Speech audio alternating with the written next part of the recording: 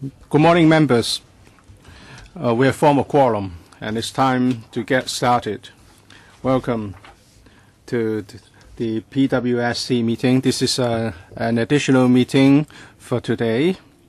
As at the last meeting in this 2017-2018 legislative session, we have approved 42 items with a total funding of $94.226 billion. We have two items for today. One is brought forward from the last meeting. The other is a new item from the government. The funding involved for these two items is $6.3911 billion.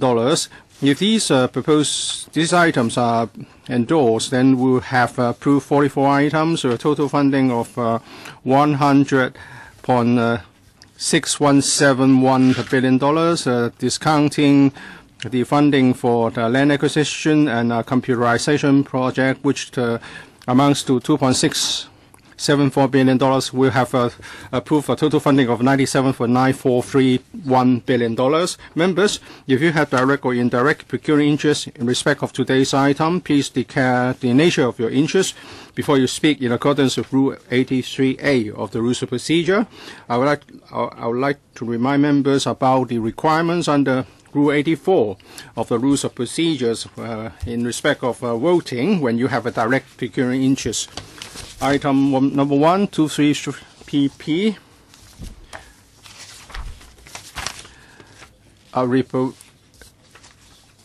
The proposal is to upgrade Project 23 PP to Category A at a cost of $1.609 billion. We spent 2 hours in our meeting held on the 13th of June 2018. We'll now continue the discussion. The officials in attendance are basically the same team from the last meeting. I will introduce them one by one, and now I want to invite members to speak. We have got 7 members. Mr. Wu Chi-wai, the second round, 3 minutes.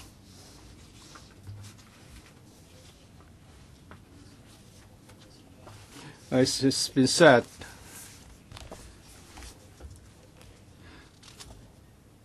that in this paper,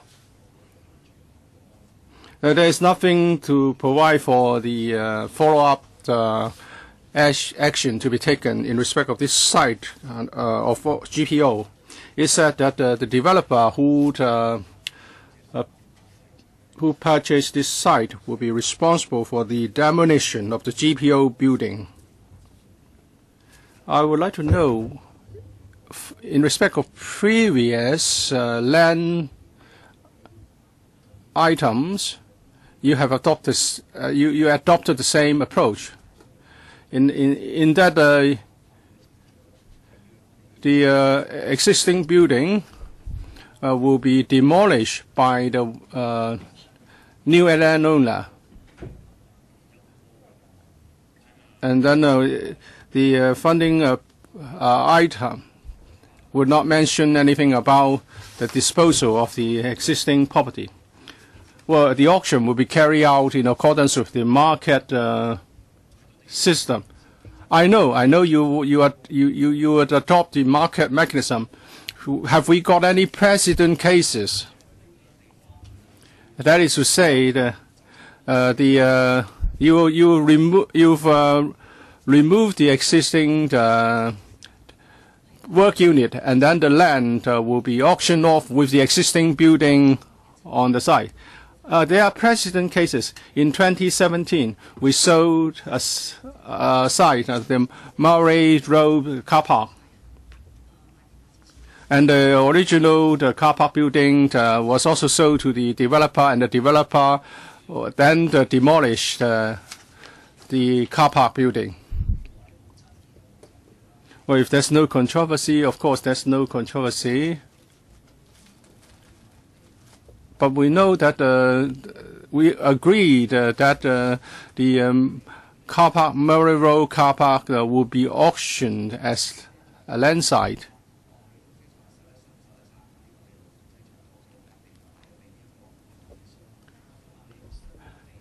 I'm talking about if there are any similar case. I think we are concerned what would happen to the GPO site, what kind of a development will be taken forward. Are you going to come to this council, or are you going to consult any panel of this council for the future development plan? I think the member is concerned that there will be no opportunity for this council to discuss the future development plan. Ms. Ho, Deputy Secretary. Site, what's the land use for this site number 3? Well, there was a very full of consultation starting from 10 years ago. It's the urban design study for the new Central Harbour front. There were 2 rounds of public engagement, and there was the town planning process to assess the master plan. So there has been a very comprehensive discussion in the public forum, in the public domain. You haven't answered this question. You have talked about past consultations, but now we have reached the stage when we want to develop this old GPO site. Would there be a chance in the future for this council to be involved in some discussion? We have tabled supplementary information for members, setting out past consultation exercises, public engagement exercises, and past discussions in this council concerning the 8 sites in the new Central Harbour front. There were discussions in the past. Well, how long ago? In 2008, 2009?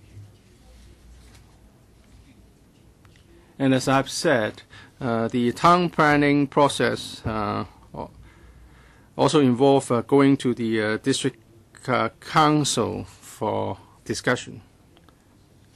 But it's not this term. It's not even the last term of this council.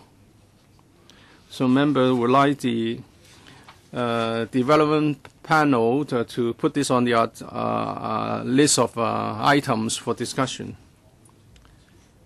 And this item before us is for the reprovisioning of the GPO, and the government has put forth justifications for this exercise in that they need more space for the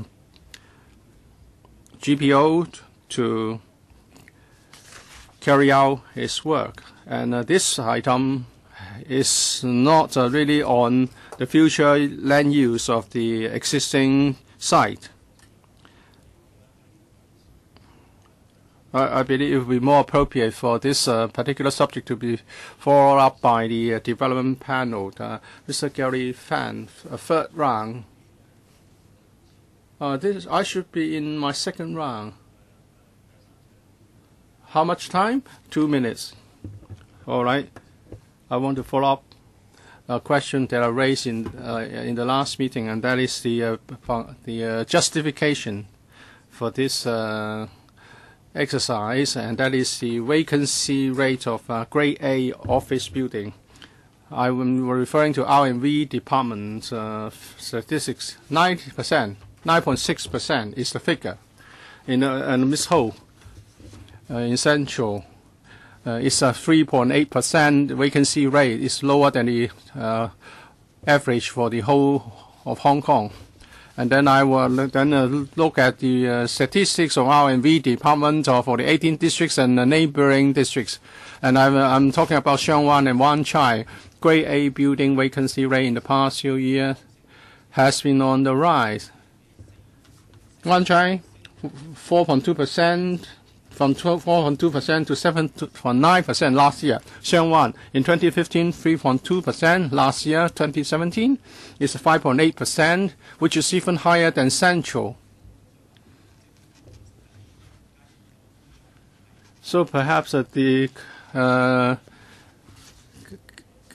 government should not be trying to vacate the GPO and allow the commercial building project to go forward. Instead, you should encourage businesses to use the Grade A office premises in Sheung and Wan Chai first. Deputy Secretary, we have noticed the same trend, but our interpretation is that office premises in Central, I'm talking about Sheung Wan, just next to Central. When a business wants to set up an office and where they want to go, this should be left to the market. I agree that the government can do more by increasing the supply in Central. Have you done anything to encourage enterprises to go to Wan Chai and Sheung Wan? And now we want to expand public money to do this planning. It's a government initiative. And now you say you want to leave the choice to the market. Deputy Secretary, your replies? This funding application is for the $1.6 billion for the reprovisioning of the GPO headquarters, Hong Kong Post headquarters, to Kowloon Bay. We have another consideration, and that is locating a Hong Kong Post headquarters in Central does not represent the optimum use of our land. Mr. Wu Chi-wai, I think the controversy does not lie with the reprovisioning of the Hong Kong Post headquarters to Kowloon Bay, but we are talking about proper rules and procedures. You have referred to the case of the Murray Road car park, and that in that the car park building will be demolished by the developer who has acquired the site. But this is not a proper comparison.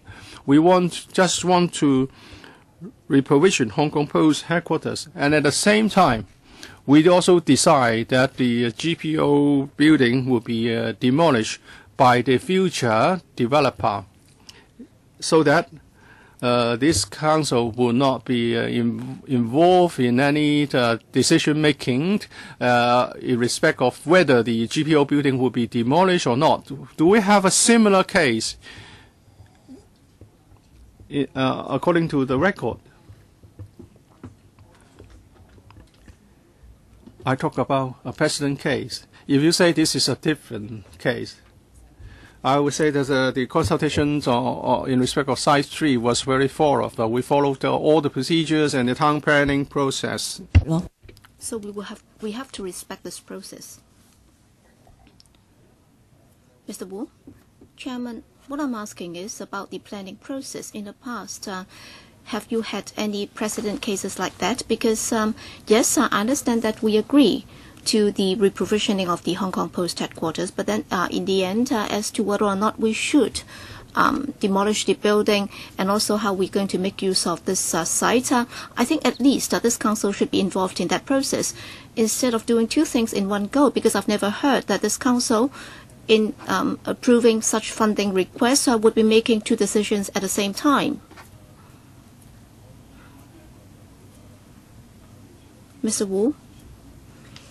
Well, he has pointed out a point which I also stressed time and again. So we're looking at this funding request. That's about the reprovisioning of the Hong Kong Post headquarters. And indeed, there is no question of killing two birds with one stone. So indeed, it involved the original site, and you also had plans for how the existing site should be used. But then it's not about today's funding. But then, as I've said, if they did not need this funding, they would not have come to the PWSC.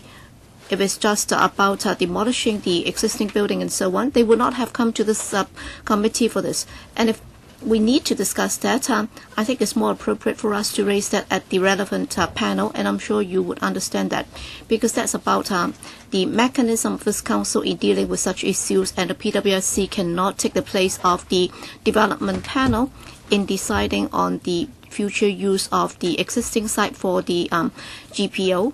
So it's not the subject under discussion today at our meeting. Yes, I understand your concerns, and as a result, I've been more flexible by allowing you to ask questions concerning the existing site, and many questions have been repeated already. So I find it strange how come officials do not dare to make any pledge on this, because indeed we do have the right to ask that a particular issue be discussed at the development panel, and if we agree, then we can also put it on the agenda, and the officials will have to come and answer questions in relation to that, right? So, maybe the Principal Assistant Secretary would not be able to answer questions like that, but then we can make arrangements for that to be discussed at the panel. Okay, 3 minutes, Mr. Ray Chen. Well, I hope that you would understand that the two projects are related. It's like demolishing the building at Caroline Hill and so on, and we talk about the construction debris and how that would be dealt with. What you said that you hadn't decided on how that site would be used. Still, we'd like to know. All right, this time is about the relocation or reprovisioning of the GPO. And you're telling us that we should not be asking questions as to how the existing site is to be used. But then in the latest paper, you've also attempted to answer our questions, even though it says that this is to be left to the future contractor, and therefore no additional funding from the government would be used. But then you still said that with the demolition of the existing building, it would cost about $35 million, but then it would not involve removing the underlying structure and so on. How come you have not been able to come up with an estimate of the cost for removing the underlying structure and so on? And also, given the experience in removing or demolishing the building at Caroline Hill and so on, how come you're not able to answer our questions? If everything is left to the future developer, then we would not have been able to ask questions about how the debris would be removed and whether or not traffic will be affected and so on. So I'd like to know more about the mechanism. If it's under another mechanism, you would not be asking questions yourselves too, right? Because that will be left to the future developer, so that he would be resorting to his own ways and means in demolishing the structure. Is that right? All right. If you put that question to me, then I'll try to answer your question. All right. Well, the PWSC has been given the power by the FC in scrutinizing any funding request by the administration with regard to the PWP, and if it exceeds $30 million, then you will have to follow the procedures. In other words, you will have to go to the relevant panel to get their endorsement before they come to this committee. So with regard to the Caroline Hill project, the administration needed the funding for the demolition of the building. Naturally, they would come to the PWSC for discussion. But then, assuming that it has nothing to do with government funding, and if it's not done by the government, then of course they would not be coming to the PWSC. But then does it mean that this council would not have any chance to discuss it at all? Well, I'd like to put it to the administration. Would it be asking this council for approval? Well, if they do not need any funding, there is no question of them coming to the PWSC, right? But then you can still raise that at the relevant panel. That is the development panel. You can always ask the chairman to include that in the agenda item, so that you can discuss the use of the existing site for the GPO. Or else, even if you repeatedly ask the same question, it will still go beyond the scope of the funding request today.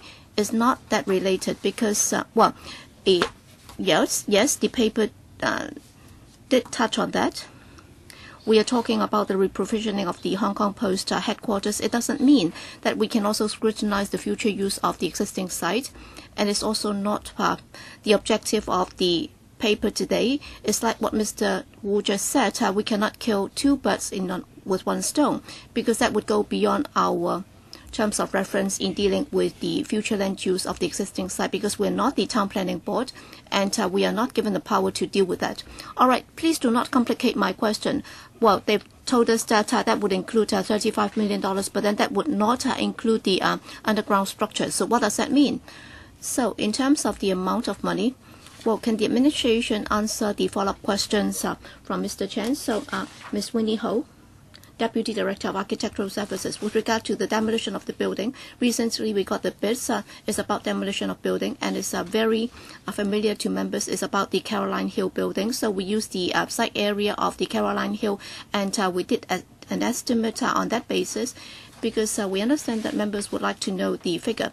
Well, generally speaking, if it's about demolition of buildings, and then if the site is to be handed over for sale and so on, we would not be taking up the ground in the demolition process, because if we were to do that, then a lot of debris will have to be dealt with, and in the future we will also have to fill it up again before we hand it over to the future developer.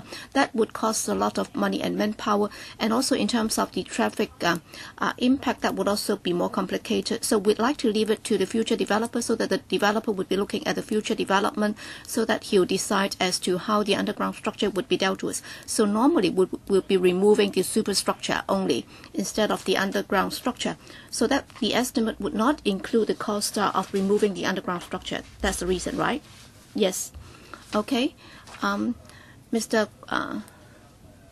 Huang, well, as I said previously, well, we are discussing the reprovisioning of the Hong Kong Post headquarters. It's not a big problem. I think the big problem is with the demolition of the existing building, because according to the paper, you're talking about some 1,300 cubic tons of construction waste. So that would be a huge waste. So given your plan, I'm sure you must have done the calculation. That is under Plan A, Plan B, and Plan C. All right, if the construction waste is left behind, that can be used for other purposes. So have you discussed or considered whether or not the existing building will indeed have to be demolished, or can it be kept intact, and so on? Yes, Ms. Zhang. Thank you for the question. Can I refer members to the supplementary information paper? That's about the paper, and also Annex A. There is a plan. It's about Site 3 and what the condition is like today. In fact, the existing GPO is to the southwestern end of this site, and to the southwestern end of this site, there is a building height restriction. So that's 50 MPD, and the design is that the 50 MPD will have to be lowered when it goes towards the waterfront. In other words, if you look at the existing site of the GPO, if you look at the entire site, it's already the tallest that one can build. So at the existing site, it's very difficult to develop in the future, because it will not just affect the superstructure potential, and also for the basement, it can also not be used for any useful purposes. And the question is, can the existing GPO be kept for other purposes? Well, in fact, that would be rather difficult, if at all possible, because it's not just going to affect the future use of Site 3, and also within the site, if you look at the existing specifications, to convert it into a Grade A official building or office building will be rather difficult, because if you look at the existing height, it's just 2 or 3 meters, and then for a Grade A office accommodation, it will have to be at least 4 meters in terms of headroom. Well, you said that it would be difficult, but then you must have considered the different uses. All right, if the existing building is not to be demolished, that would not result in any waste. In fact, it is kind of representative historically. So you must have considered other options. So what are they, Mr. Zhang? Well, all along, with regard to the land use for Site 3, we have always assumed that the GPO would be demolished, because only then would we be able to fully develop or fully release the potential for the site. Because if you look at the existing GPO, even if there were to be commercial development, that would be low density, and that would be very different from the neighboring site. And if you've looked at Annex B of our supplementary paper, so can you just tell us that the GPO is of no use at all? So I'm sure in the past you must have considered other options during the past 10 years. So all I'm asking is about those options. Can you tell us what those options are, Ms. Zhang? if you look at the past consultation exercises, we believe that the entire site should be used for comprehensive development, and therefore the superstructure will have to go. All right, 2 minutes. Well, please note that members here are not against the reprovisioning of the GPO or any new development at the central waterfront. What we are concerned about is this GPO, that is the existing building. There is a value in keeping it intact. So we are not trying to stand in the way of development, but then apparently you're trying to release the site potential. So this is a very small building. Would it really be standing in the way of releasing the site development potential?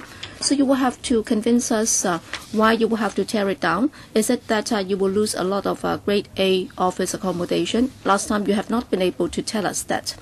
And secondly, you said that you're in urgent need or dire need of grade A office accommodation, and then you said that by 2023 you'd be lacking, or you have a shortfall of 480,000 square meters. But then, as members mentioned, Mary Building and also Queensway and also Rumsey Street, well, for the three sites, what's the total area of office accommodation that can be provided in these three areas? So by 2023, would they be able to come up with 480,000 square meters? So to what extent would we need additional grade A office accommodation in this area? Because at present we still have 3.8% vacancy rate.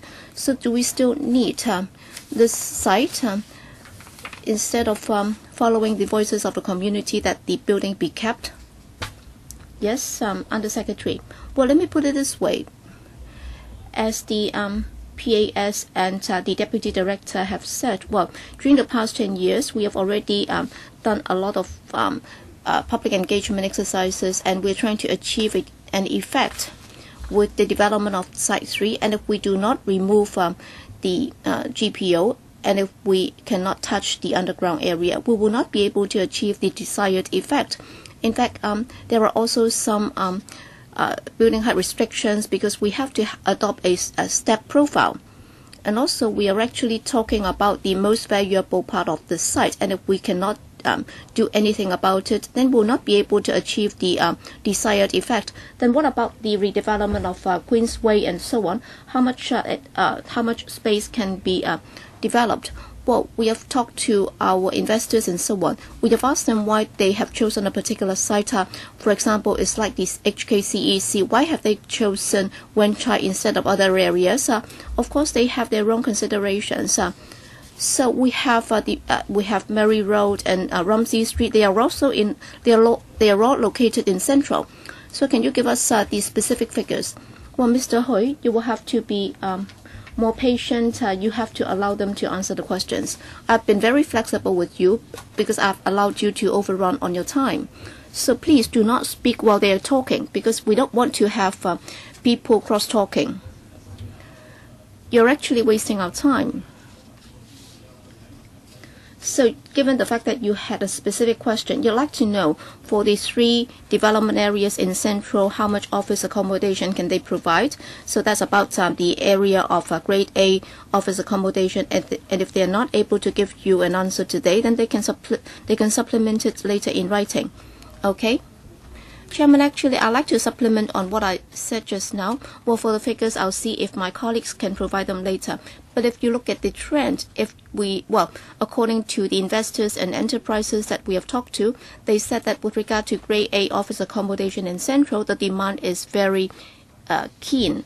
And therefore, that's the message that I like to bring to members. So there is an urgent need for more office accommodation in Central.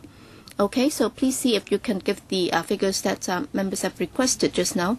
Well, Mr. Hui also talked about the paper that we provided, that is by 2023 and 2041 for the shortage. Well, for 2023, the shortfall would be 430,000 square meters.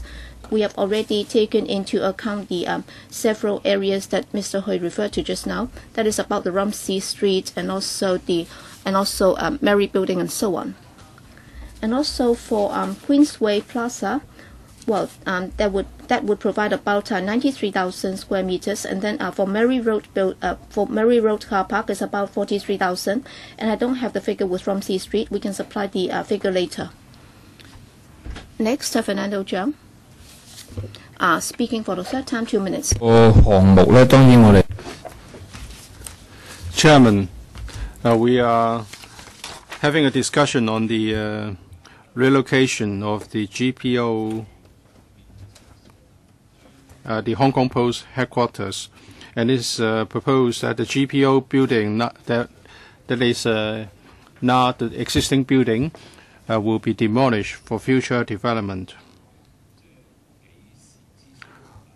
When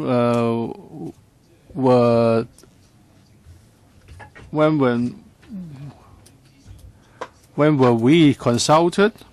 It said that 10 years ago there was some comprehensive consultation exercises, but in those exercises, demolition of the existing GPO building was not mentioned, but it was mentioned in one the particular exchange with the district council. And we are told that this is not part of our agenda item, that is to say demolition is not directly related to the item we are discussing today. According to the plan, the GPO would no longer be there, so it's assumed that people would assume that the GPO building would be demolished, and the government would then claim that it's already shown in the photo montage. So the land will be auctioned off. Will the developer refurbish the building or not? Is none of our business. So is this plan presented as evidence that we have been consulted about the proposed demolition? Dr. Zhang, when an item is tabled here, members can raise questions and ask for supplementary information. And when this funding application is approved, it doesn't mean that we have approved all the supplementary documents. I don't think if officials on this side think that's the case, I would object. So I cannot agree that since in the supplementary paper there's a plan showing that the GPO building will be gone, then it would mean that we have accepted the proposed demolition by approving the funding application.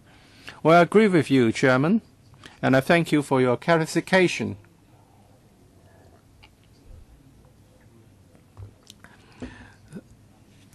Suppose we approve the funding application to reprovision the Hong Kong Post headquarters. It doesn't mean that we have agreed that the current, the existing GPO building should be demolished.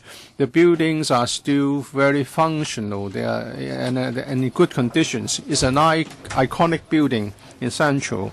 Our decision will not be tantamount to an agreement to the demolition of such a building.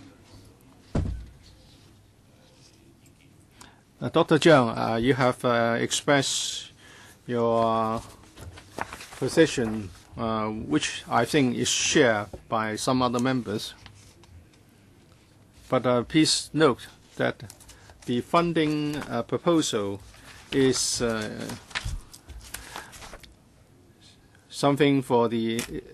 the funding application for the reprovisioning of the Hong Kong Post headquarters.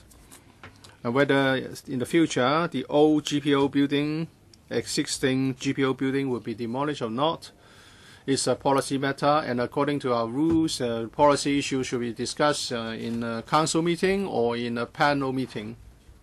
And that's why I propose that the development panel take this on as an agenda item in the future. Dr. Kokake, round 3, 2 minutes. Well, if you take a good look at the replies, I don't know why the consultation has turned into a guessing game, a riddle-solving game. The government issue a plan, but no questions were put to the public on whether a site 3 would be used as open space. The question was asked about whether we should have a bigger building or a smaller building, or we should have more buildings or fewer buildings. But there was no mention of demolition of the GPO.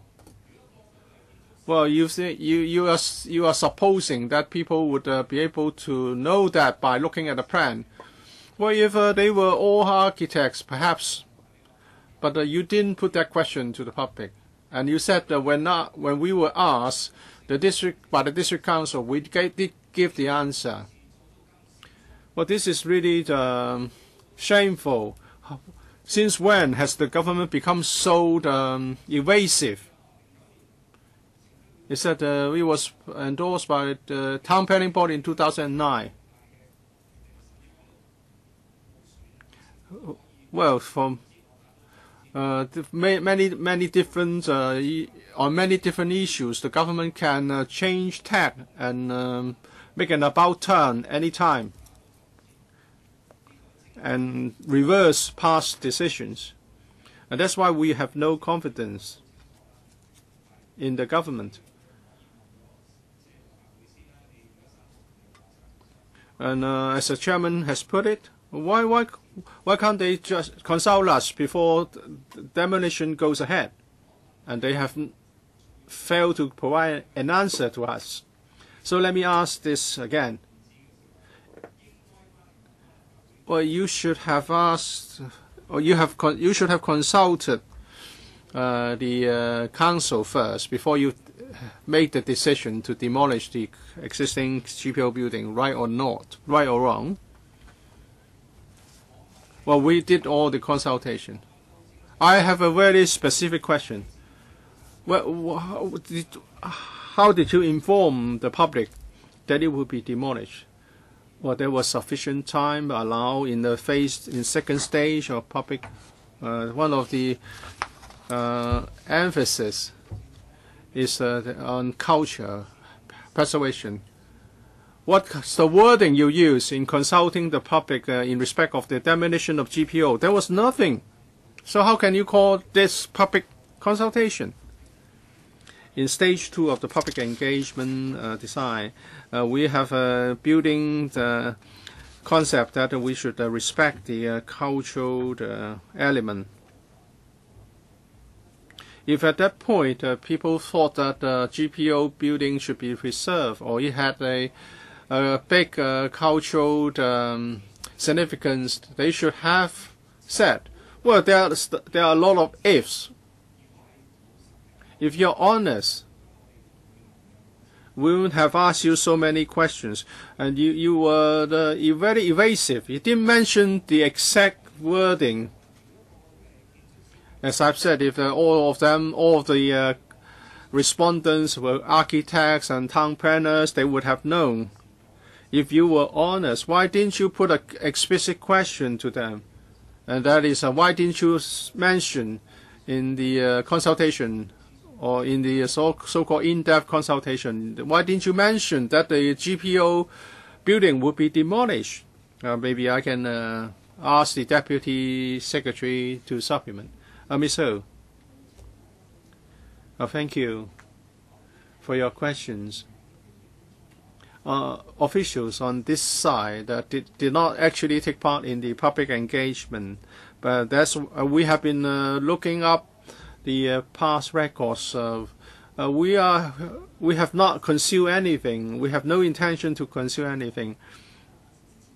In the town planning process of the harbourfront site, and in the consultation documents on the question of preservation, we did try to identify the buildings that should be preserved in Central. We identified more than 10, and no mention was made about the GPO building. So in the conceptual design layout plans, and also in the models that we presented for consultation under the planning concepts, on that particular site, the GPO building would have been demolished. Back in those years, was there any mention about the demolition of the GPO building? And the answer is that people would have noticed that it's gone. This is a report from the PolyU in 2009, 358 pages of all of this document. I've read them all. And page 85, 5.20D, and I quote, Site 3, GIC site will be rezoned, Central Park, and also retain the current GPO building and the car park. This is the study report quoted by the government so often in the consultation.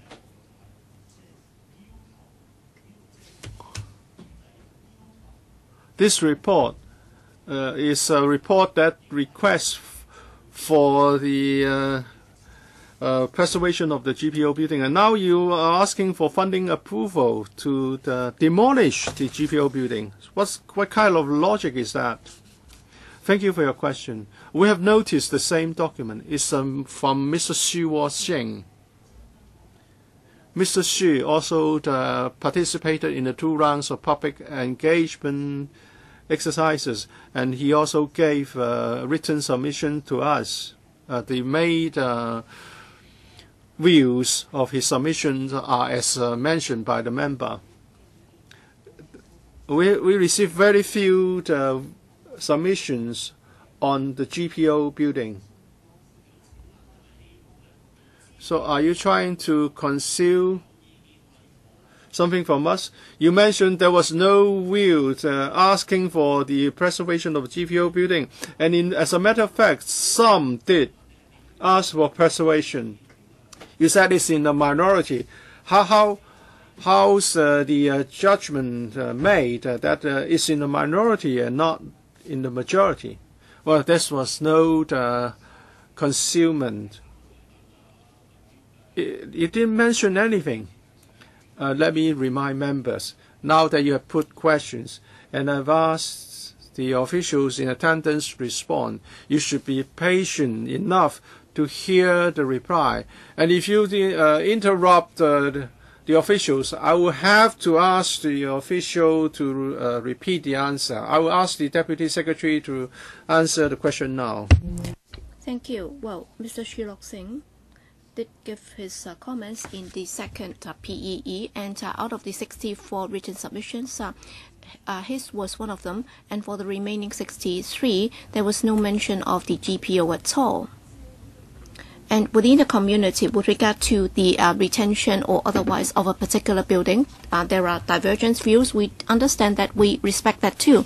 But then sometimes we have to make difficult decisions, and then after the consultation process, and apparently, as you cited the Polytechnic University's report just now, with regard to the use of Site 3, well, there was general support from the community for that use. So that's the wording in that report that provided the basis for us to move forward. Mr. Kwang Chun-Yu, third round, 2 minutes. Well, the more you said, the more confusing we became. Well, you said that during the second PEE, on the layout plan, there was no mention of this GPO. In other words, that should already be clear that we would be demolishing the GPO, but then there was no express mention of the demolition of the GPO. So you're doing this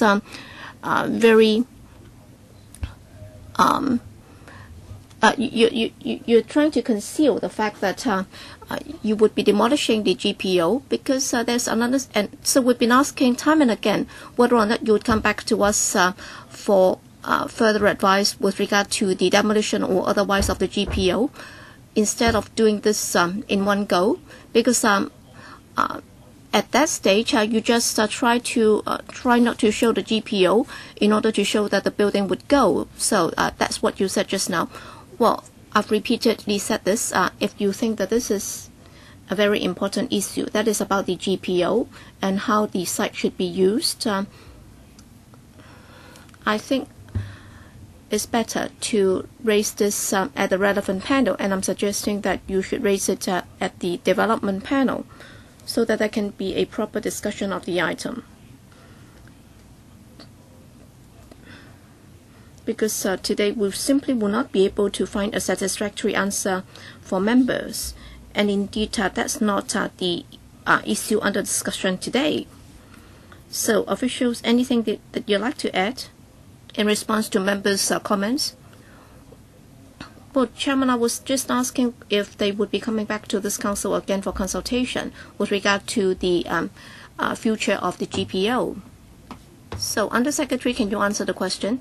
Well, I agree with what the Chairman just said. Today's discussion has nothing to do with what most members have said today about the GPO building. And we will definitely be considering your suggestion, Chairman. And if the development panel can discuss this, then I rarely see that the administration will refuse to answer questions raised by the development panel, right? Well, it's about how the building would be demolished and how the construction waste would be dealt with. I've repeatedly asked the administration to answer this question, and yet you have not asked the administration to respond to our question. Well, I've been asking them to answer the questions. I think we have spent some 3 hours on this. Most of the questions are about the GPO building. So have I banned you from asking questions? Have I not allowed the administration to answer the questions at all? So I think you have not been fair to me at all. Well, I am also reminding members that you've already repeated this question many times, and the administration's reply might not be satisfactory to you. And it also does not directly affect the item under discussion today, that's about the reprovisioning of the Hong Kong Post headquarters. With regard to the future use of the existing site, and you'd like to get a better answer than what they said today, then you will have to go to the development panel for further discussion. All right, Eddie Chu, 2 minutes, third round. Thank you, Chairman. We've been talking about the consultation in 2009 and 2010, and I have a related question. Please allow me to ask that question. All right, the administration said that it respected the outcome of the public engagement exercise back then, but then other than Site 3, concerning Site 1 and Site 2, and their arrangements, a decision was also taken. That's about the commercial site area that would be increased, that would be changed from 92,000 to 35,000 square meters. And then in November 2009, the administration provided a paper to the development panel for the discrepancy between 92 and 35,000 square meters. So for the shortfall, that would be converted or that would be moved to Site 5. That's the site opposite CITEC. At present is zoned GIC, and then in 2009, the administration claimed that the final design concept was that about 50,000 square meters of a commercial site would be moved to that site, so that instead of zoning it GIC, it would be changed into CDA. And then in 2015, the administration said that that site would not be changed to CDA, and then it would be kept as a GIC for the reprovisioning of the High Court. So my question for the administration is that you claim that you respected the PEE in 2009 and 10, and then for Site 1 and Site 2, for the shortfall in commercial area, that would be moved to Site 5. So how come you're not respecting that decision again now? with regard to the use of Site 3, I think we should go to the development panel for discussion. So that's what I said. But then as Mr. Eddie Chu just asked this question, Under Secretary, do you have anything to add to that? Yes. Thank you, Chairman. Thank you, Mr. Chu, for your question. In fact, the latest thought about Site 5 is that that would be given to the judiciary for office accommodation. Because originally, with regard to the UDS for the Central Harbour Front, I think the concept is the same. That is for office accommodation that would be provided at Site 5. Mr. Kwok Hak-ki, 1 minute, ask, fifth round. I think the administration can say whatever it wants. So for public office is also office accommodation, and then for private commercial use is also office accommodation. We've asked you to relocate or reprovision government offices so that more sites can be made available to the private sector for commercial use.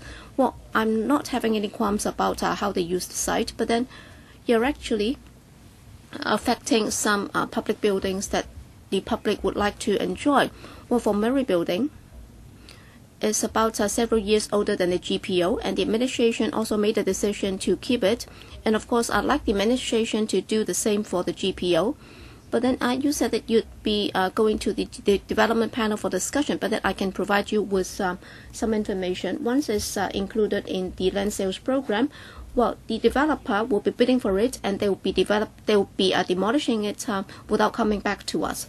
So before it's included in the land sales program, obviously this is something that has to be done before putting it in the land sales program.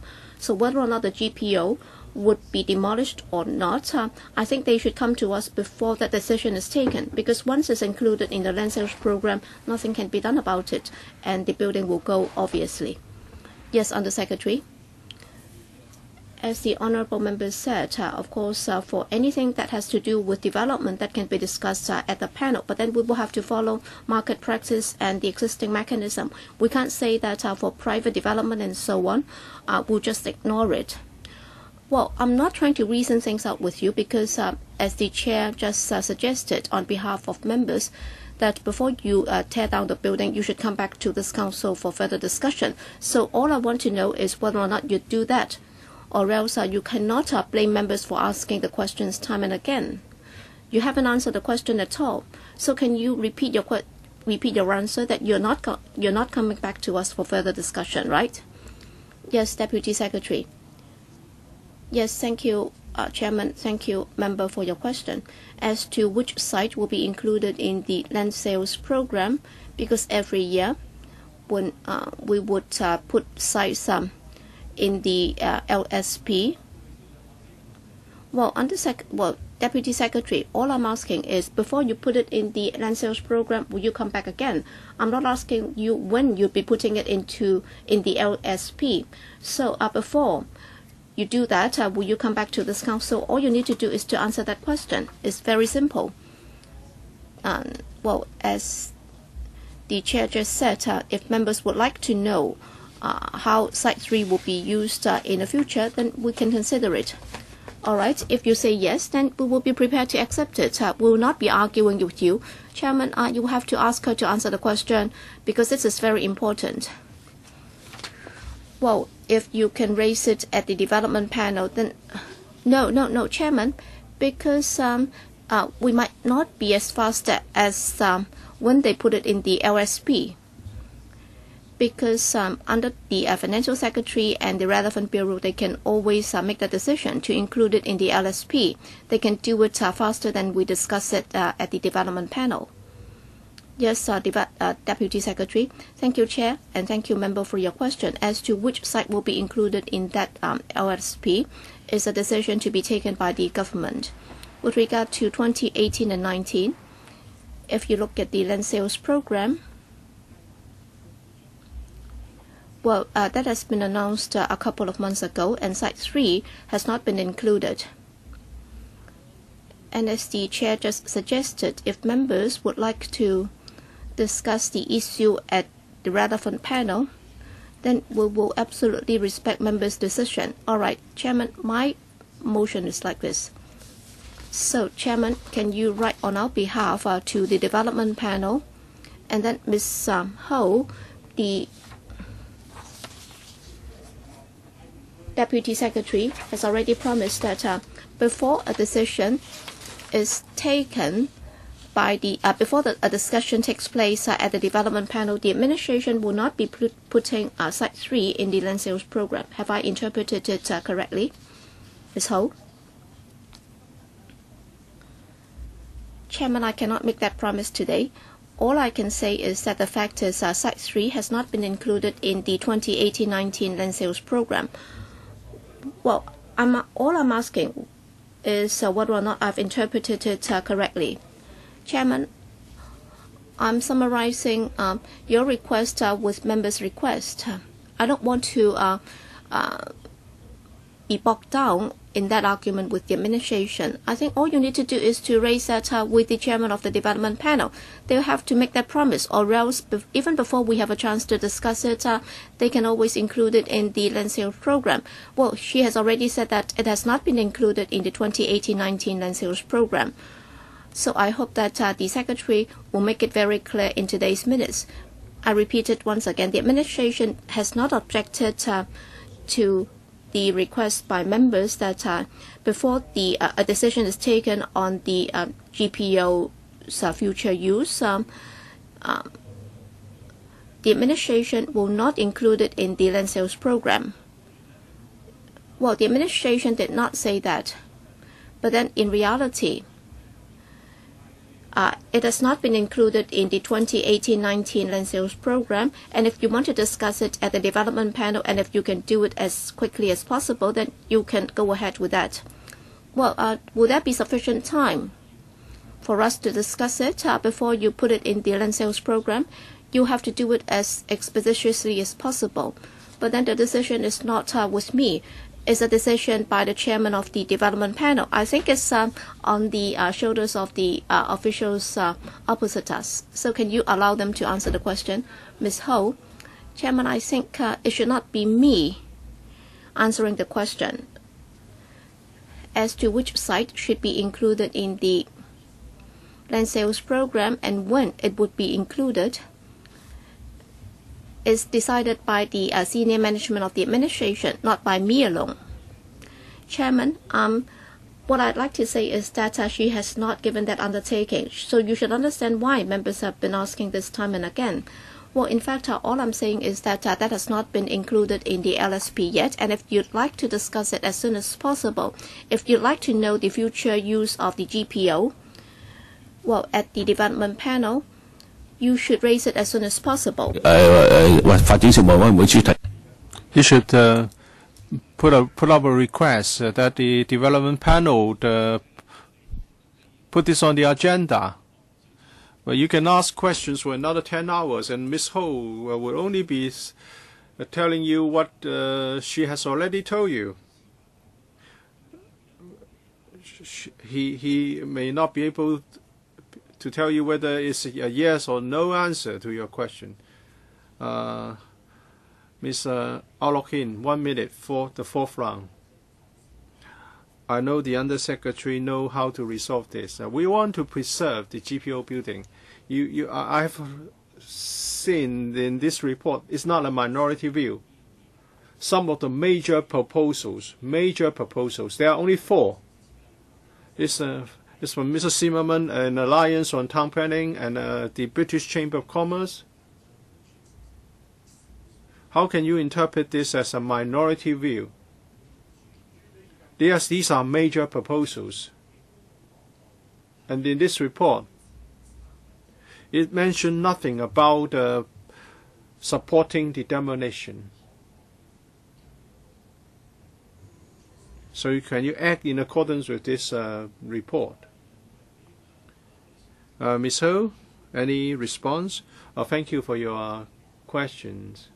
Well, we are looking at the same report. We have read the same report. We have tried to understand the public opinion expressed back then.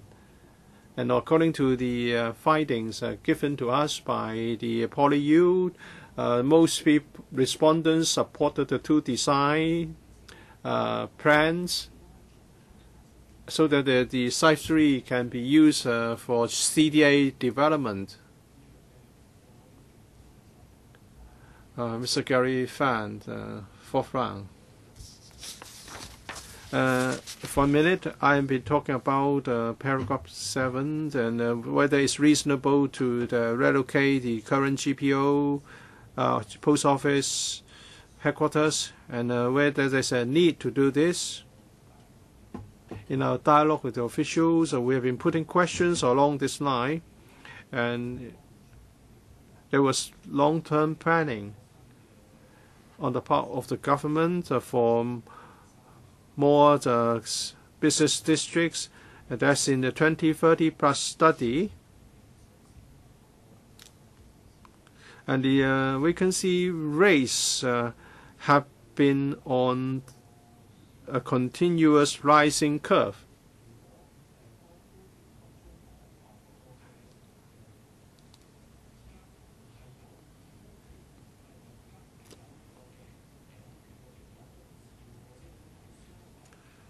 We are seeing an opposite trend. If we say we rely on the free market to work things out, and the people would be businesses will be going to the Wanchai and Xiangwan for office, and I'm just querying whether the government has done anything to reassess the demand for Grade A office spaces. If the trend is against your previous projection, then there's a need to review the situation. This proposal is based on the projections in the Hong Kong 2030 plus study, but when the projected figures are at variance with the actual situation, then the reasonableness of the government proposal will be called into question, and there's a need for a review.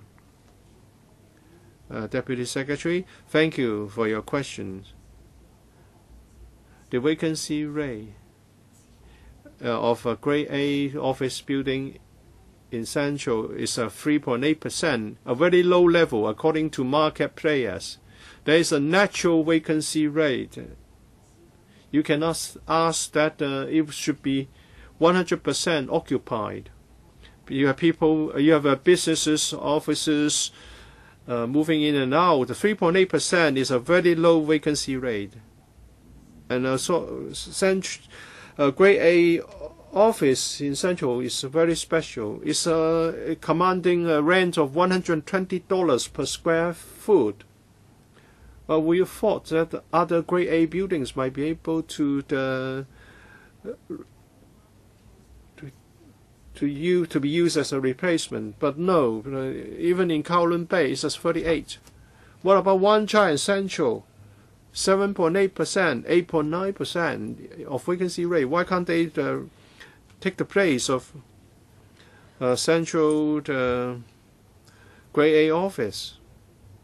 Well, I think they have answered your question. Whether you're happy with the answer is another issue.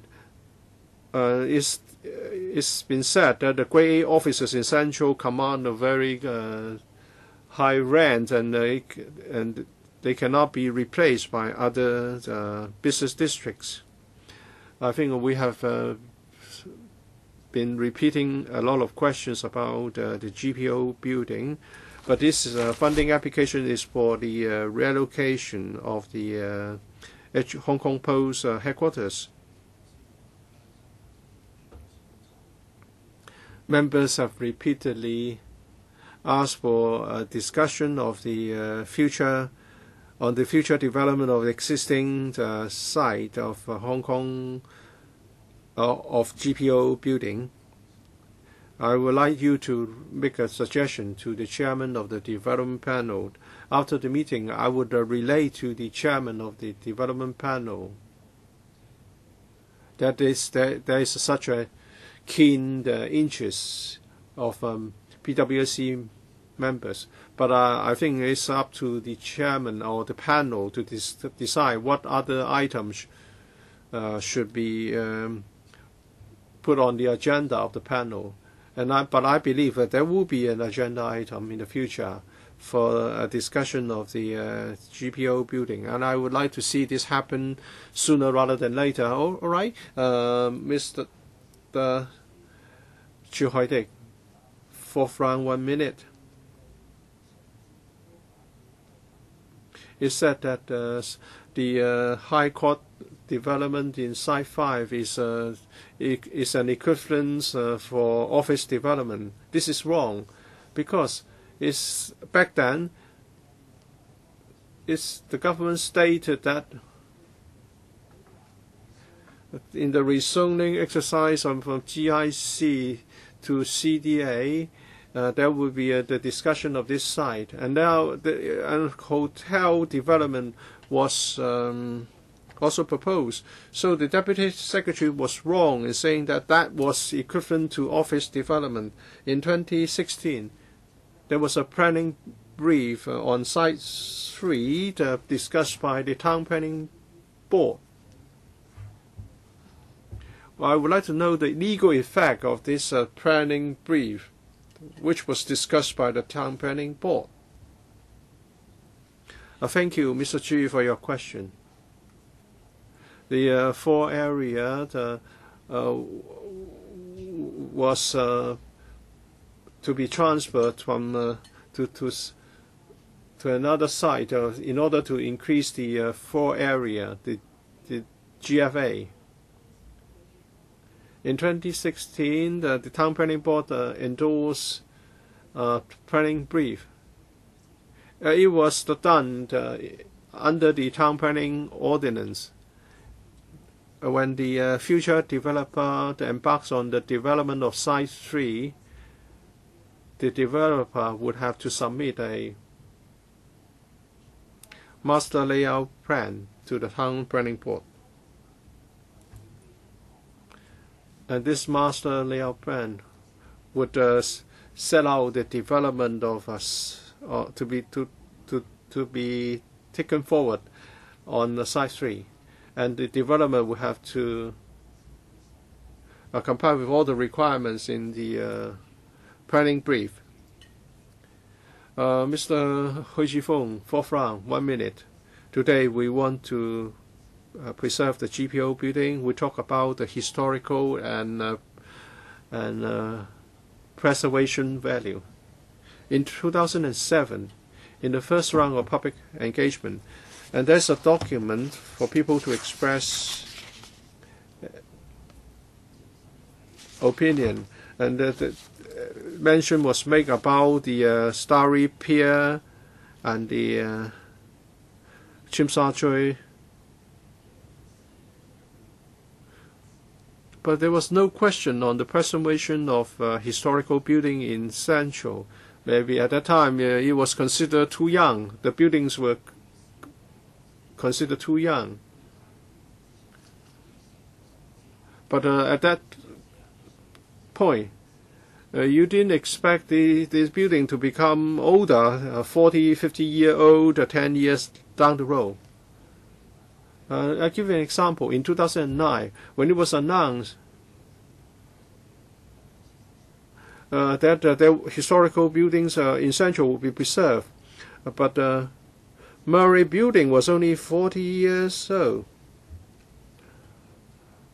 So was the AMO and the AAB involved in the public engagement exercise? Would you consult the AMO and the AAB again in respect of the demolition of the GPO building now?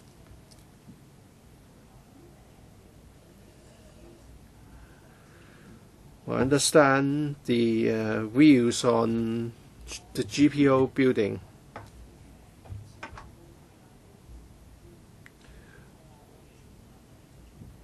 And it's simply not possible that everyone would agree to the demolition of the GPO building.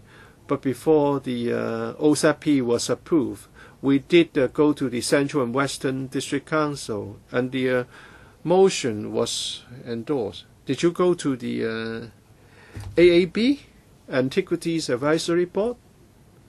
Well, we have no plan to do it now. I was talking about this back then, whether you did it. I have no information with me now. But in answering other members' questions, I did mention that at that point in the study, preservation was one of the major themes, and the consultancy firm identified 18 buildings worthy of preservation, and the GPO building was not on the list. I just want to make a comment. No answer is needed. You should go to the Antiquities Advisory Board. Very soon it will be 50 years old. It will be a historical building. It will be a pity that it's going to be demolished now. Thank you. Points noted. I forgot one point. We did consult the AAB back then. When? 2008. 2 members would like to speak in the 5th round.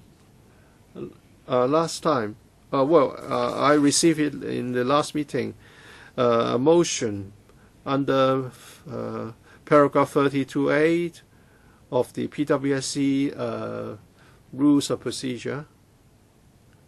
Any other 32A motion to be moved here? Dr. Kwokake, 5th round, 1 minute. I have 2 specific questions.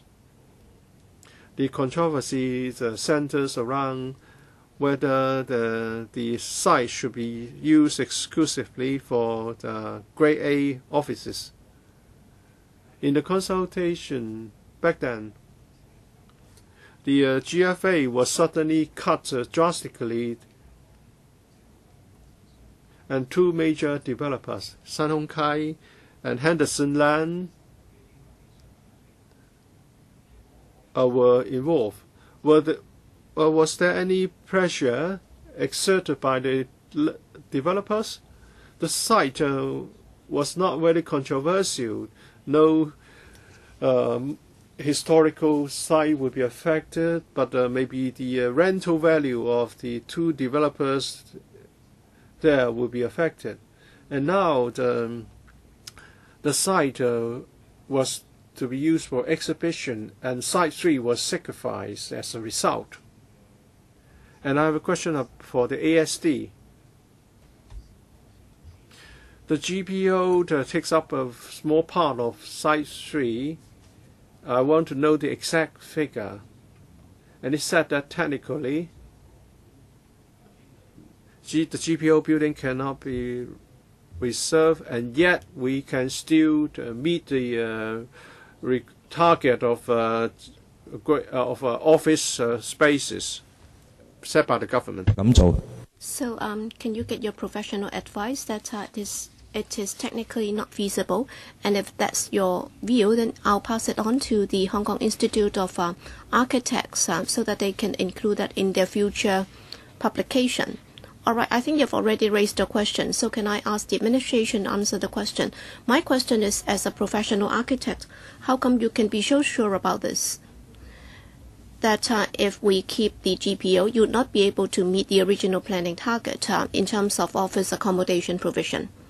Okay, so please answer the specific question. So the second one is about the future land use. The administration will have to answer that question. Okay, Ms. Winnie Ho.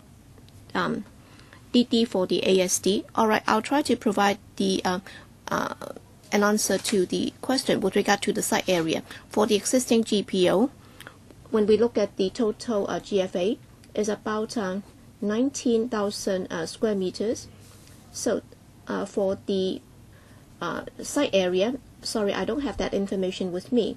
With regard to the building design and overall land use, well, that's the planning department, which did the original planning, and they had some view about the future development in Central.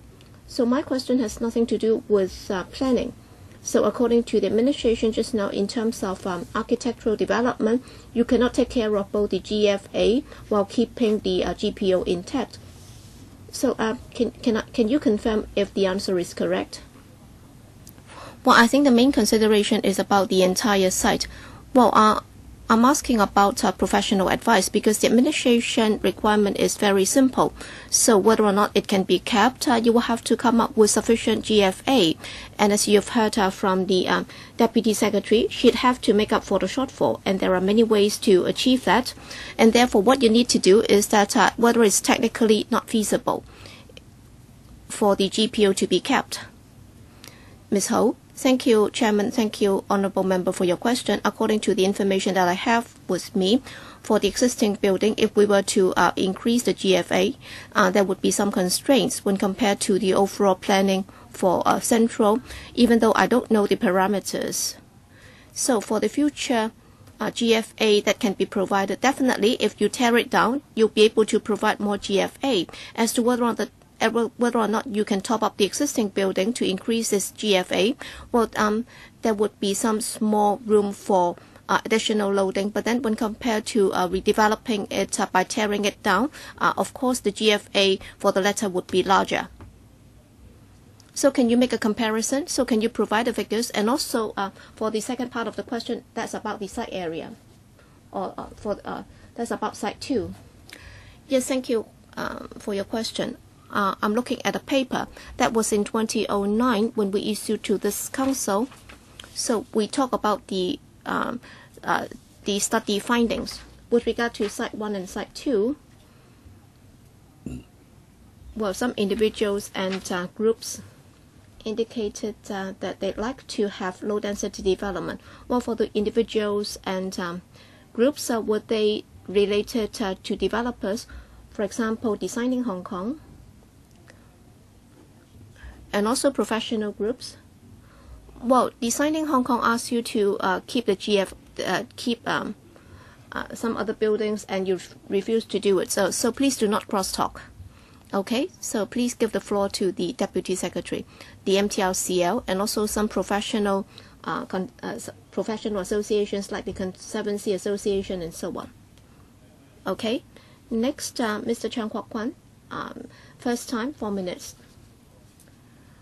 With regard to the reprovisioning of the Hong Kong Post headquarters, other than general office accommodation, you also said that for other postal services in Kowloon Bay, and also the ML Center in Tsuen Wan, and also the Postal Staff Training Center, Post Office Staff Training Center, they all go to the future HKP HQ. I've also noticed that in the future you might be able to save some rentals because right now you're actually having some of these offices located in rented or leased premises. So once they go into the future HK Post headquarters, I'd like to know whether or not you'll be able to make some savings because you're able to save some rentals. Does that mean that the post office will be able to achieve some savings? And would it have any impact on the postage? So I wonder if that would also ease the pressure on any increase on the postage that we have to pay in the future. Yes, Under Secretary. Thank you. With regard to outpost officers, as at May 2018, well, for the services that can be relocated or reprovisioned to the future headquarters, the total rental is about $1.16 million a month. In other words, we're talking about some $14 million a year. So for such rentals, if these can be saved in the future, that would also help with our future operations. But whether or not the $14 million will be sufficient to offset any future pressure on postage increase, that may not be the case because every year we're talking about a spending of about $4 to $5 billion. So that would help, but then it might not be able to have an impact as great as what the Honourable Member just said. But then the HKP has been trying its best to cut down on our expenses in order to maintain a stable postage for the public. But then one of the outpost offices would be the Chinwan Airmail bulk mail center, or the bulk airmail center. So what's its work right now? All right, if it's located in Chinwan, once it goes to Kowloon Bay, so will there be any impact, because we're talking about a reprovisioning or a relocation? For example, for the Changsha Wan Post Office Staff Training Center, of course, that would not have any impact. But then for the bulk airmail center, it has to do with the location. So what will be the difference in the future once it goes to Kowloon Bay? Well, I'll try to answer the question, and if necessary, I'll ask my colleagues to supplement. For the bulk airmail center, the main function of it is that if you have a large quantity of mail that has to be posted by airmail, then in terms of the handing over of the mail, that would be more convenient. Because just imagine, if you're talking about thousands or even tens of thousands of mail, and if you have to go to GPO to post it, it would take up a lot of space, and right now it's located in an industrial building, and therefore it would be easier for bulk transport and bulk delivery, and that will not affect our day-to-day work. But then under the proposal, in the new headquarters, that will be reprovisioned. So for the clients that will have to post such airmail, the difference will be insignificant, because they can always go to our headquarters to do it. Okay, Holden Chow, first time, 4 minutes. Thank you, Chairman. I'd like to know this. For the proposed reprovisioning exercise, I noticed that the Secretary has also prepared a paper, and it has enclosed a picture. Okay, that's what I'm looking at. So my question is, if you look at past consultation exercises, I've noticed that some members of the public would say that if there's any change to the existing building, they'd like to see more greening and more recreational space in situ. So from this plan, if the GPO is to be reprovisioned, then that's going to be what it looks like in the future, right? Or is it that for the green or landscaped section, will there be further consultation with the public? Will there be a further stage of consultation with the public? So can the administration explain that to me?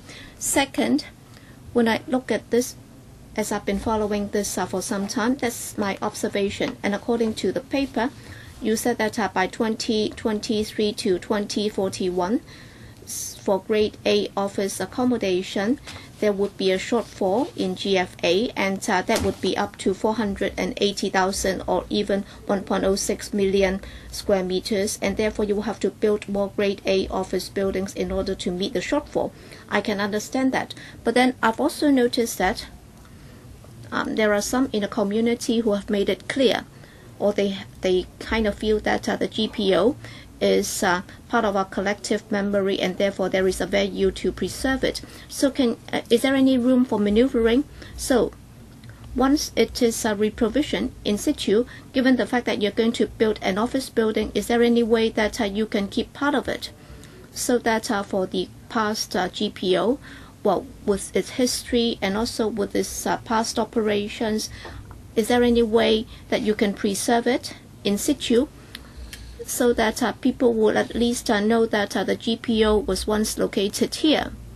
And of course, we understand that time has changed, and as a result of that, there will be some new arrangements, so that the public will at least know that the building was used to be the GPO.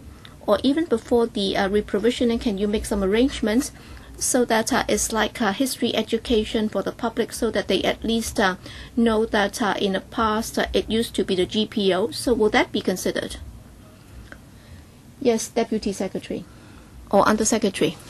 Well, I'll first ask the Deputy Secretary to answer the question. Thank you, Chairman. Thank you, Honourable Member, for your question. First, going back to Site 3, and just now the Honourable Member asked if in the future it can be developed as shown in the layout plan? Well, let me put it this way. For Site 3, there are 2 building height restrictions. So if you can refer to Annex B, in fact, on the left of Site 3, there are some low-rise buildings. They are office buildings. And we believe that in the future, this site would be redeveloped into office buildings because the building height restriction is 50 mpd, is more relaxed. And then on the right of it, the building height restriction would be even more strict, more stringent. It's just 10 meters or 16 meters, and according to the OCP approved by the TPB, half of the site will have to be developed into a public open space. So we expect that in the future, the ultimate development is quite likely to be like what it is in Annex B. On the left-hand side, we have some low-rise Grade A office buildings, and then on the right, in order to meet the requirement that half of the site would have to be landscaped so that there can be some public open space on the site. So the right-hand side would be developed into some green belt zone. Okay, next, Andrew Wen, 4 minutes, first time. Chairman, as you said, this is a reprovisioning plan. But then the two are related, and some colleagues are concerned that after the reprovisioning, and that would also affect our voting. So I'd like to just verify some information. In fact, that the DP back in 2016 did an opinion survey, and the theme was the view on demolishing the GPO, and some 53%, 52.5% of the respondents said that the GPO, the existing GPO, is a landmark building, is very iconic, and over half, 50.54% said that it has a great preservation value, and those against it was in the minority, only 26%. The reason why members have so many questions, that's because of public opinion.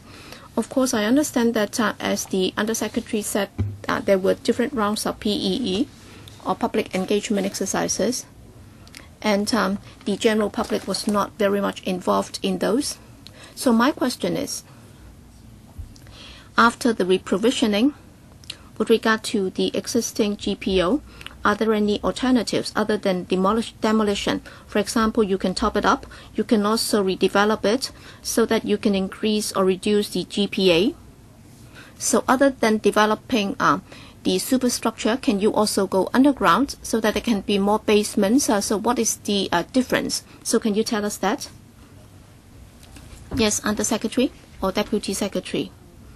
Yes, thank you, Chairman. Thank you, Honourable Member, for your question. In fact, for Site 3, I think it's very difficult to develop. It's because of the high restriction. At most, I think, as set out in the OSAP, the maximum GFA is 150,000 square meters. If we keep the GPO building, as we have explained earlier, it would take up the part of the site where the tallest development will be allowed. If this is kept, then we cannot develop the above ground, and we cannot develop any basement. So we cannot deliver 150,000 square meters of office premises on this site. And I have to stress that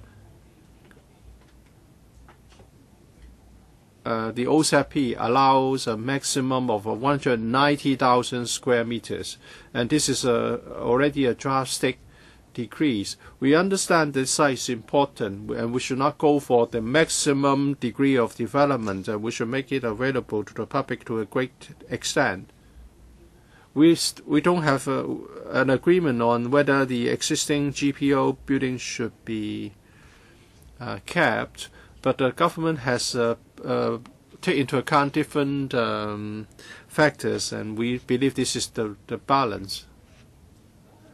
Well, I don't think that if you keep the GPO building, the site will not be available, will not be made available for public use. We are very reasonable. We just want this particular site. You can shift the GFA around. And it said that why is it that you cannot go underground? You cannot develop the basement. Don't just tell us that if we keep this particular building, the entire site cannot be developed. A brief response, please. Thank you, Chairman. Thank you for your questions, Mr. Wan. If you look at the annex, for the entire Site 3, it's a CDA. We have office space, also open space. If we keep the GPO building, the entire design cannot be implemented,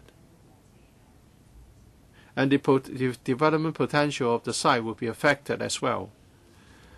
We have 6 more members. I'll draw a line here because we have already discussed this item for 3.5 meetings. We have a number of members who would like to speak, apart from the 32A motion moved by Dr. Kwok. I've received another one from Mr. Au Lok Hin. Mr. Wilson Orr, first round, 4 minutes. I have a few questions for this proposal to reprovision the Hong Kong Post headquarters to Kowloon Bay. And I've asked the questions before, and I haven't got any answers. First of all, traffic of the new site, traffic at the new site in Kowloon Bay. Maybe the panel should discuss this.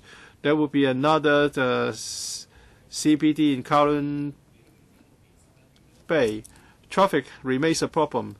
You consulted the District Council in 2016, June 2016, and they are also concerned about traffic. With the new GPO located there, what are you going to do to resolve the traffic problems?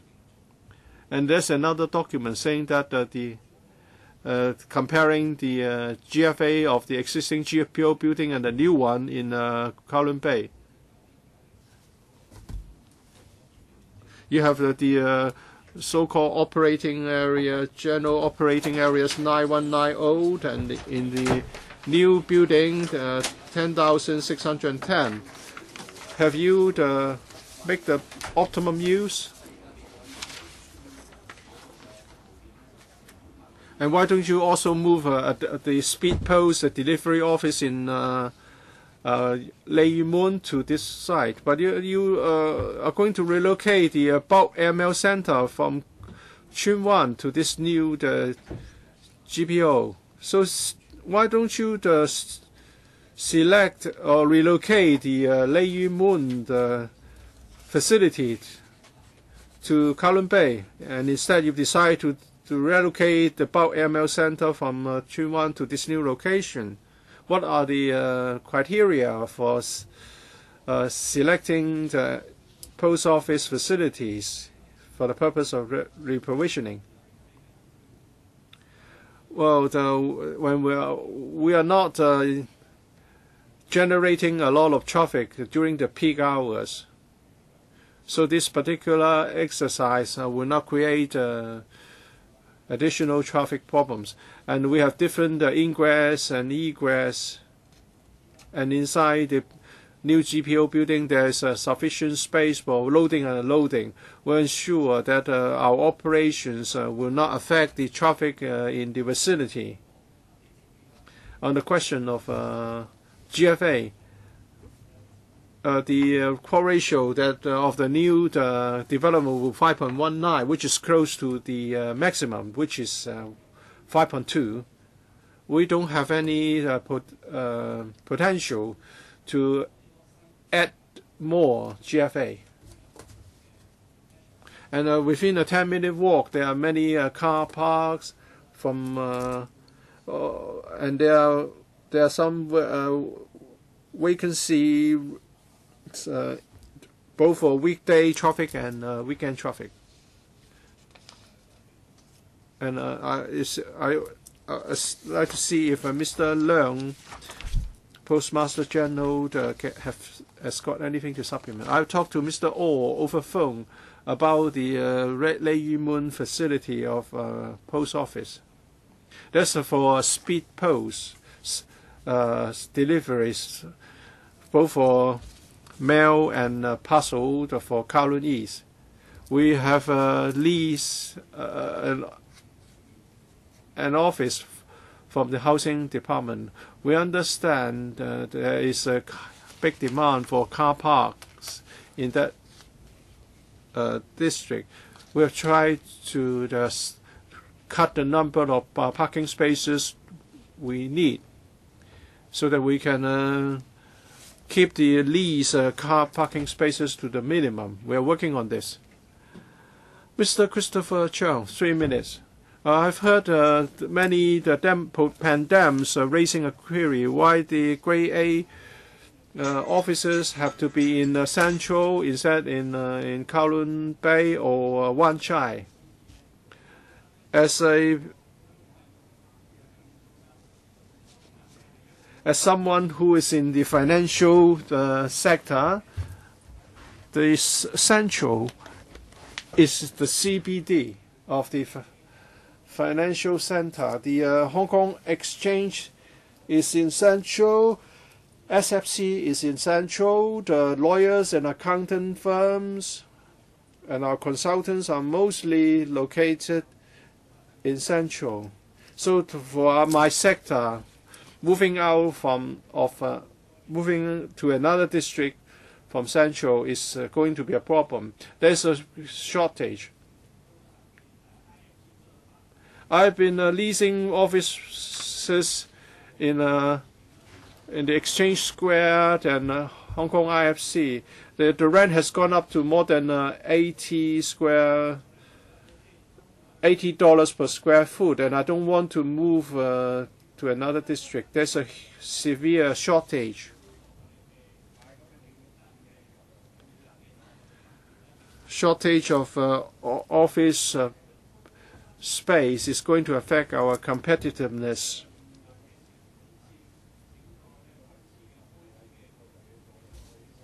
So what's the percentage taken up by rent in the total expenditure of business?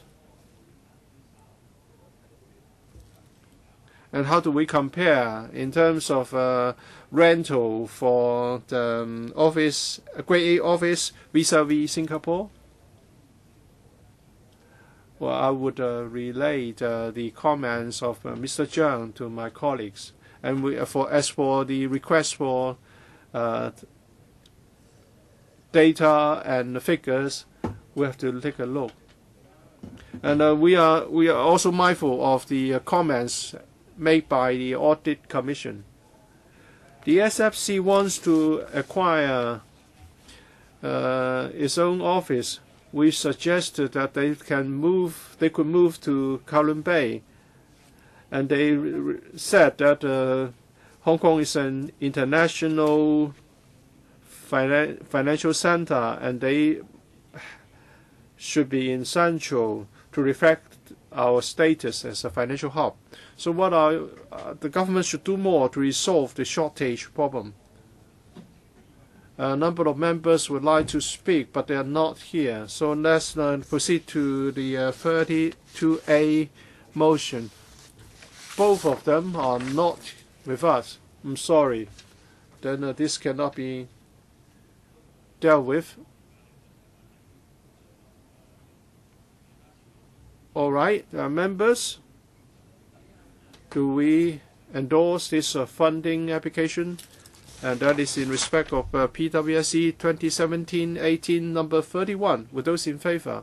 Well, division is claimed. Please ring the bell for 5 minutes. 去洗手間。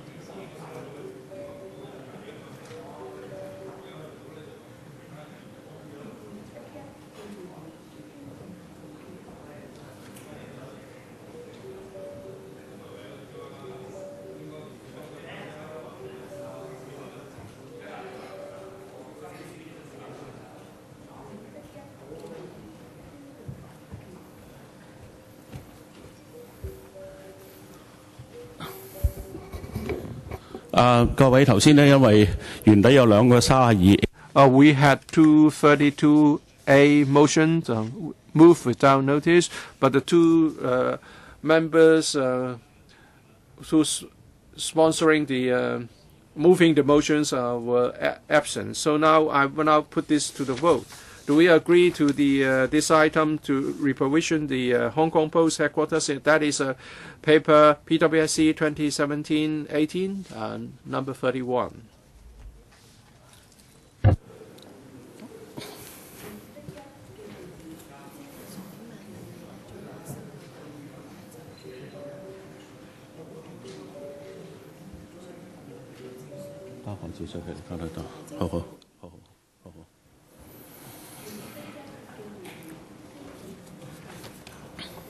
Come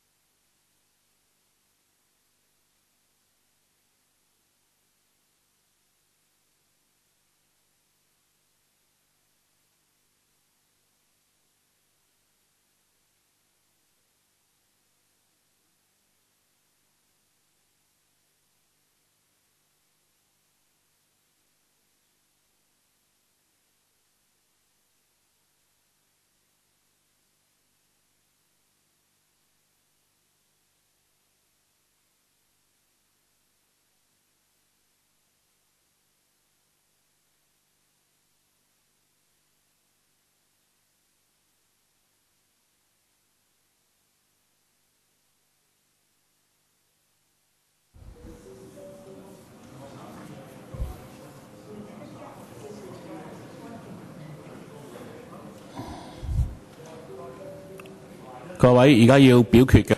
Members, we are putting to the vote the funding proposal for the reprovisioning of the Hong Kong Post headquarters. So this is a funding proposal for the reprovisioning of the Hong Kong Post headquarters. So we'll now put the matter to the vote. Before I declare the close of the vote, please verify your votes. Voting is closed, and the result will be displayed. 34 present, 19 for, 14 against, no abstention. So the funding proposal is approved. Are there any members who would like to request that the item be voted separately at the FC meeting? Okay. Mr. Kwok K. Okay, let's move on to the second item because we haven't come to the end of the meeting. So next item.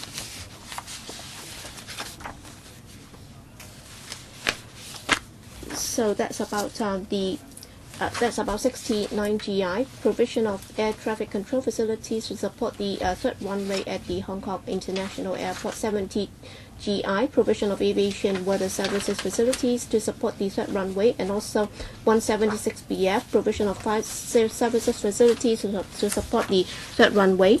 So members are invited to recommend to the FC the upgrading of the three items to Cat A at estimated costs of $1.9029 billion and $281.5 million and $2.6058 billion respectively.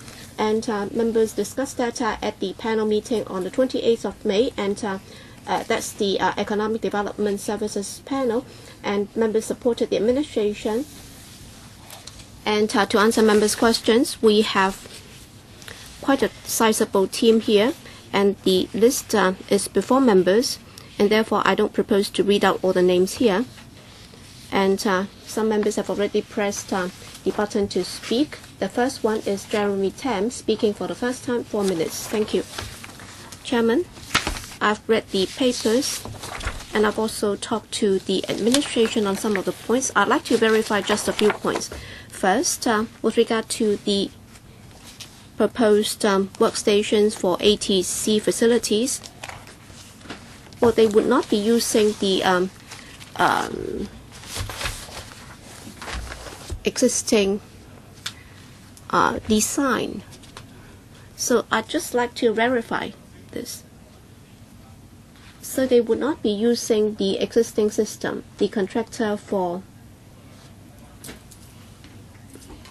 the positions for the ATC, right? Yes, Under Secretary. All right, I'll defer to the CAD colleague.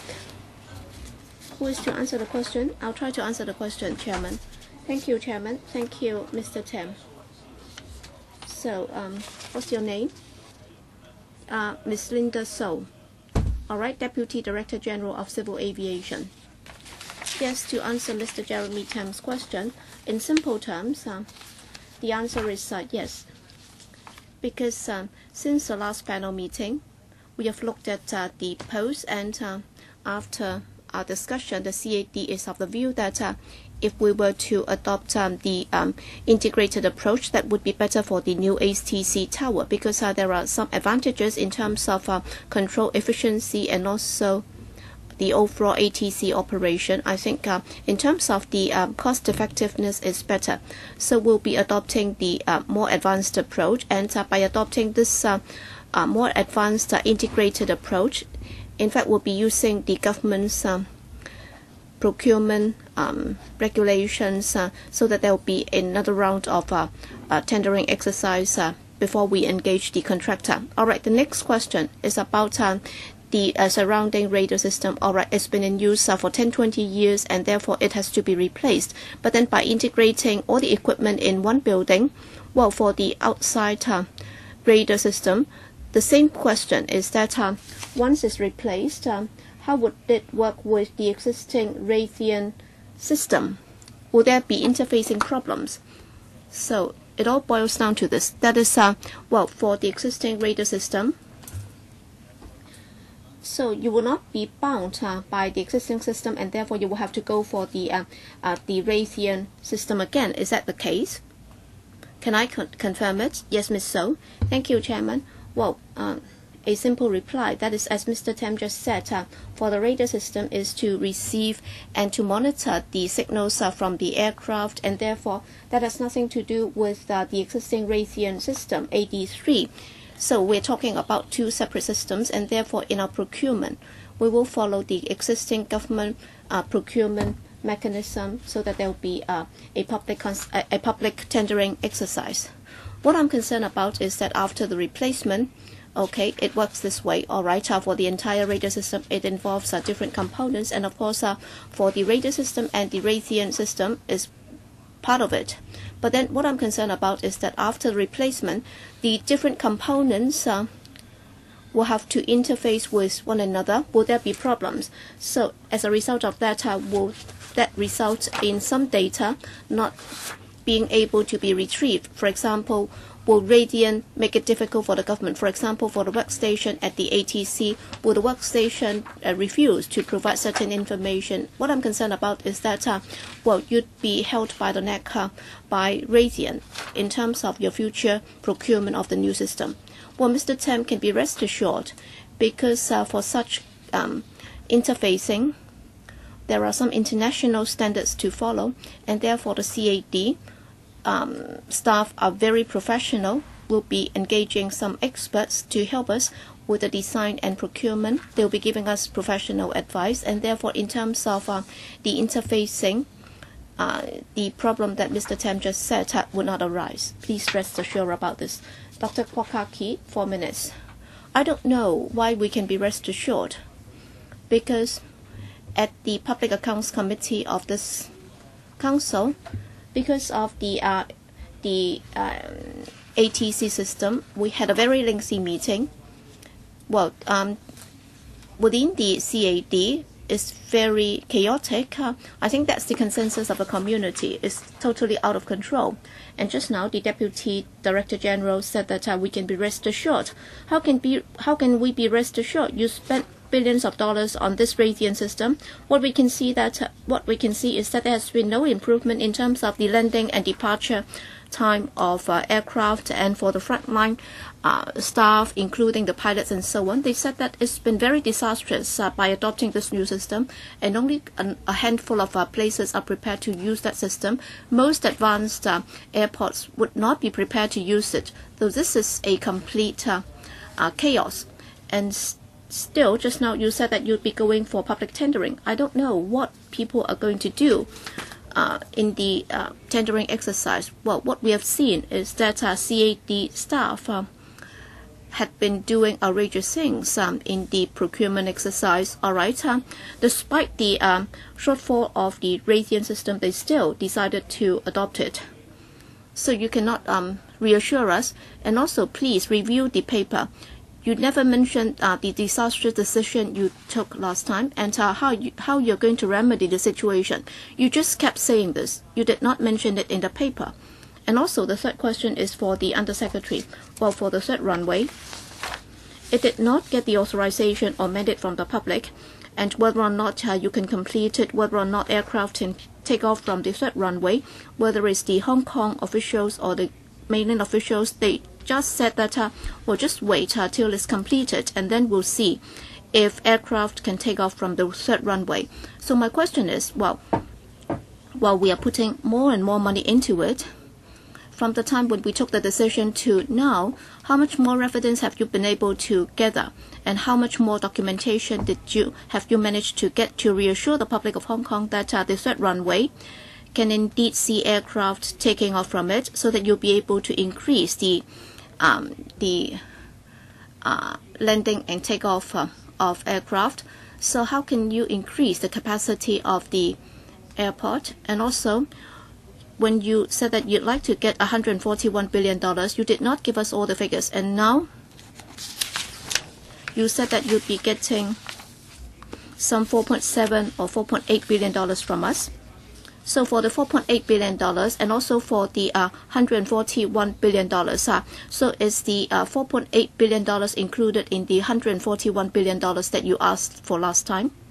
Well, first of all, I'll defer to the CAD to explain the systems in greater detail before I answer the rest of the questions. Yes, Ms. So, thank you. About the Radian system. Well, like many other major systems, initially there were some teething problems when it was first commissioned, but then from the time when it was first commissioned to now, I think most of the problems have been resolved, and overall speaking, is operating very smoothly. For example, last year, we talk about the 2017 air traffic. It went up by some 7.6%, and in fact, there were some major typhoons, and subsequent to the in the aftermath of the typhoon, we also needed to allow for more aircraft departures and landing. But then, given the experience last time, whether or not we were to procure a new system, the CAD would be stepping up our internal management. We would also be engaging external experts to help us by giving us professional advice. Yes? What about the second and third question? So I'll ask Mr. Lau, the Deputy Secretary, to answer the question. Yes, Mr. Wallace Lau. Thank you, Chairman.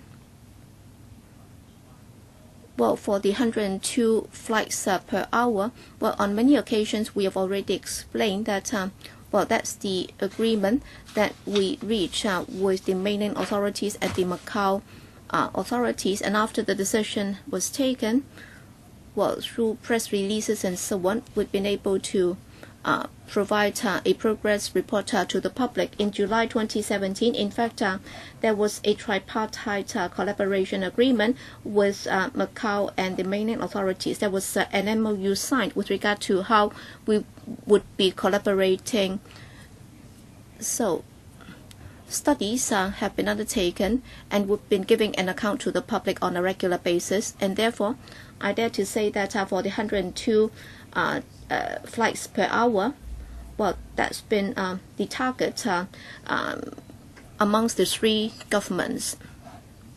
And also for the $141.5 billion that we sought for, well, I think these are two separate figures because on the 23rd of March 2015 at the ED panel, we already said that for government facilities and also for the $141.5 billion sought for by the Airport Authority, these are two separate fundings and would be asking for funding from the LegCo separately. Can you provide us with more details? Because other than these two funding proposals, what about the other estimates? Because we'd like to not just see the tree but also the forest. Well, this time we are asking for about $8.1 billion, and then for the second round we'll be asking for further sums for the CIQs, so that's about 8.9 or about $8 to $9 billion. So as far as we can see, this is the total aggregate figure that we are asking for. Okay, it's time for us to end today's meeting because we have another meeting at 10:45. We have to hand over the room to another meeting. So please wait till next time before you ask questions. Next time is 25th of June, next Monday, 2:30. Okay, thank you for coming. So the meeting is now adjourned. Thank you.唔該晒。